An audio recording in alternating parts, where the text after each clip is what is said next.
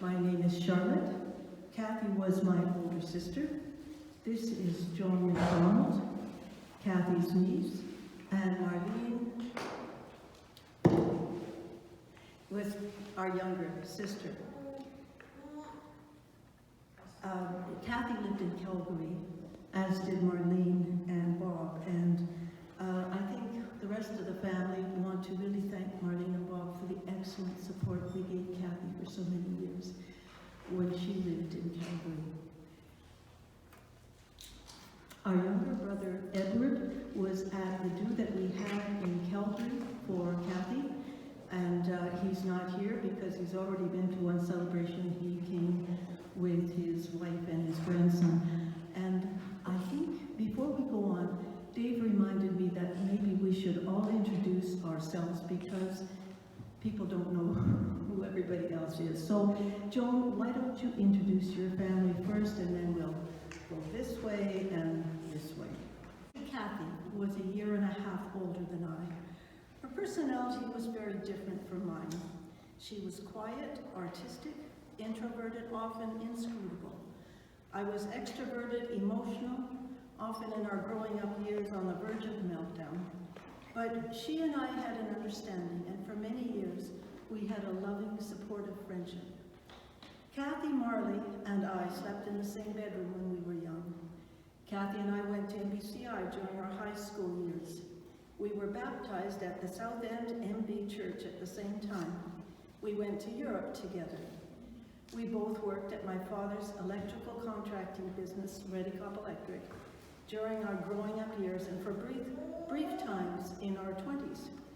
We both attended Church of the Way, this church. It was in Church of the Way's first building, so it doesn't stand any longer. It is a rickety old Ukrainian church that my beautiful sister married Pete Allison. I think Kathy wanted to be married in this building because it had wonderful memories for her.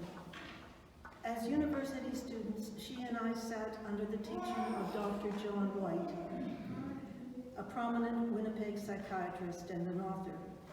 In this crumbling building, Bill Aid, a professor at the U of M School of Music, played piano selections by Chopin and Brahms during the offertory. Each Sunday for us was an inspiring encounter with anointed teaching, thrilling music, and wonderful people. She and Pete attended this church after they were married.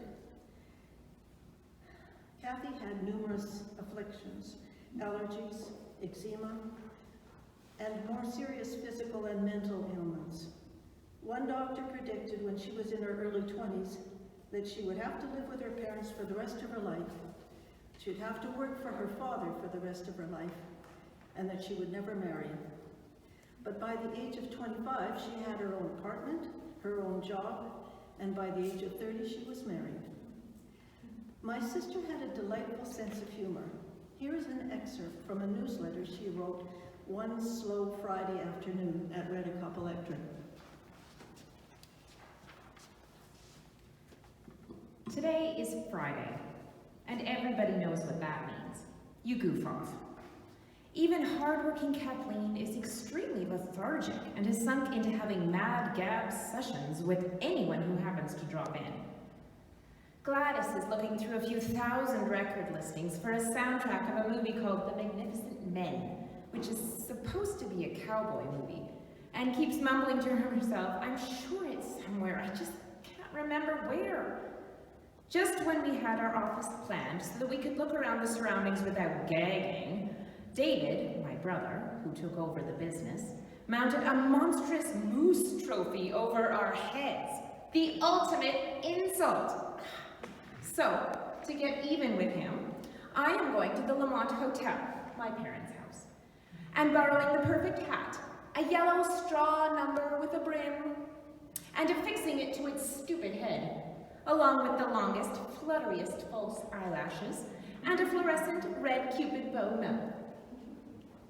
We told David what we were up to. He said we would be up there next.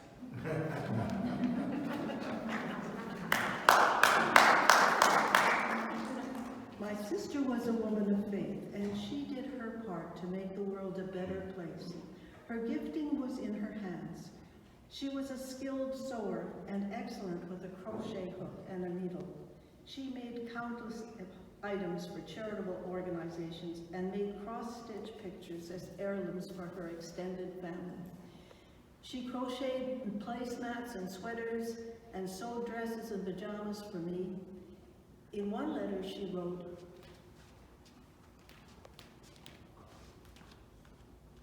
I have always had a problem feeling useful, but in one of Paul's letters to the Thessalonians, he says Christians should live quiet lives and work with their hands so they can give to the poor. That's exactly what I do. I'm always crocheting things, which I then donate to MCC Thrift Store. Quiet and productive, that's me. Kathy often encouraged me when I had challenges in my work in the inner city, or with our children, or with myself. She would send me recordings of Charles Price's sermons. Charles Price was her favorite TV preacher. She made many gifts for our children and grandchildren. She even sewed items for my sister-in-law and for one of our neighbors. She remembered everyone's birthdays. I really don't know how my sister bore her cross every day. On the face of it, she missed out on many things that the rest of us took for granted. But she seemed to sense that God expected her to fulfill her purpose on earth despite her limitations, and so she poured herself into her handiwork. Her example of courage and determination continues to have a profound influence on me. I loved her dearly, and I found it hard to say goodbye. But I feel somehow that she isn't far away and that she's still telling me to get on with it.